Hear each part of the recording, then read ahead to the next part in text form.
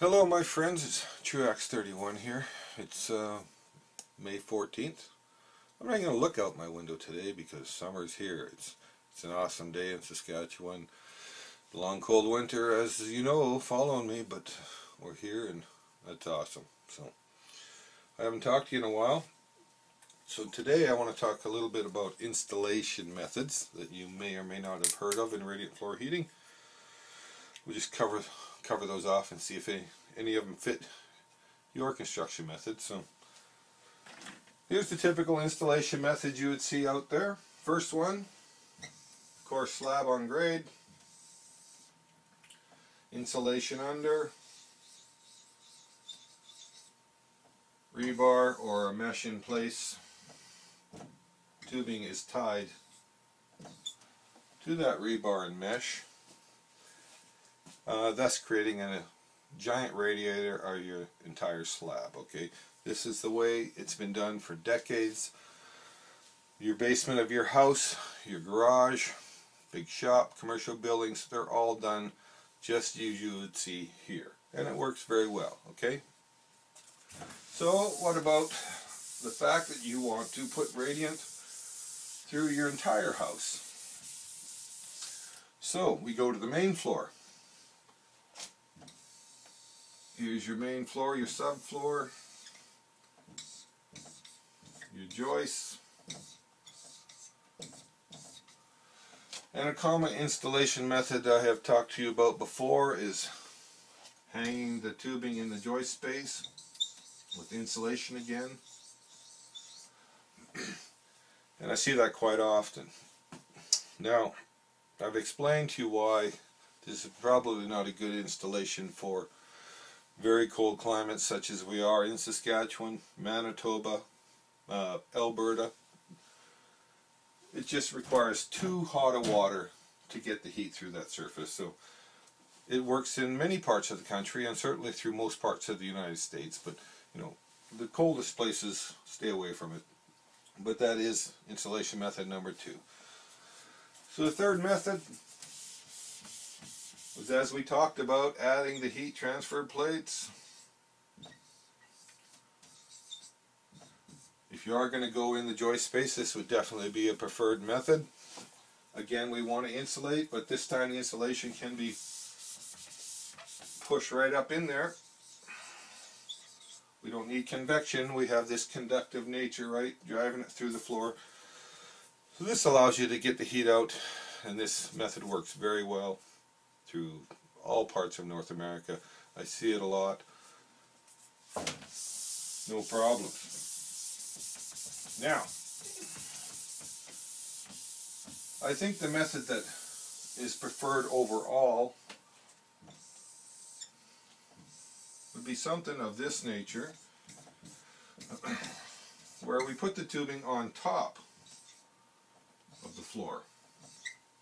Okay, staple it down to your subfloor or what have you, and then we come in and pour a thin layer of self-leveling concrete, usually about 1.5 inches thick, over the entire surface, and it works very well. Okay, now one thing you should know in a method like this, tubing is very close to the surface of the concrete, so you got to be careful in your design. You don't want to have the tubing too far apart, because you can tell when you walk on it.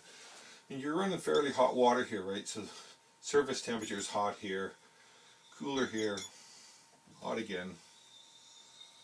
Just like that, and it's very uneven. So what we would like to do, or what we would normally do in this application, I mean, something like that would go unnoticeable under carpet, certainly, but under linoleum floors or ceramic perhaps, we want to bring that spacing in a lot tighter. It's 9 inches, in some cases 6 inches.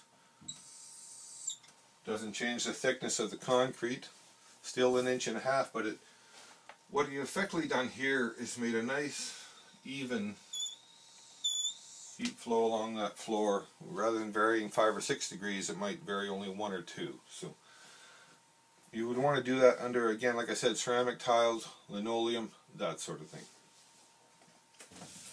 Okay, that's number 4. So, I've heard this a number of times. I wish I'd have put in radiant floor when I built my house. And I'm sure you do, but you know, have no fear, it's never too late. Because there is products out there that allow you to retrofit many applications. And here's an interesting one in particular. This is a product called Fast Track. It has a self-adhesive back. Peel it on. You can stick it down to your concrete slab or your subfloor. It takes a small diameter tubing. It's only a 5/16 diameter tubing. Snaps into these grids. In a case like this, we would put the tubing, excuse me, 4, maybe 6 inches on center, because this only has a 1/4 inch over pore, so you're only adding a 1/2 inch height in total to the entire assembly. So tubing is very close to the surface. So make sure you get that tubing, close together so we create a nice even heat. And that works great for concrete slabs. It works great for sticking on subfloor. Has a tremendous number of applications. So those are the 5 basic methods. Now, you get into situations where rooms such as bathrooms where you have a big vanity, you have a water closet, you can have a big soaker tub, shower, and you effectively used up a lot of the floor area. And what's left? There just isn't enough floor there to meet the heat demand of that building, or sorry, that room. And you can add supplemental heat by forms of radiators. Could be electric baseboard, it could be hydronic radiators, but consider this. I mean, here's your floor area, here's your room, in fact. So you have something sitting here, whatever, you don't have enough room to get that heat load out. Consider here, you have another surface, you have a wall, okay, you have a ceiling. Remember, it's a hot ceiling, but heat doesn't transfer up. Warm air transfers up. Radiant heat transfers, hot transfers to cold. Think about it. Earth, sun, there's no atmosphere in between, but we feel warm. That's radiant heat. So if someone's standing in this room, this surface is hot, or this surface is hot, that heat radiates to that person, and you feel very comfortable. So that's the lesson for today. I just wanted to show you a few methods that are out there, and if you have already built your home or your building, have no fear, there is options. So consider radiant wall, consider radiant floor, and have a great day. See ya.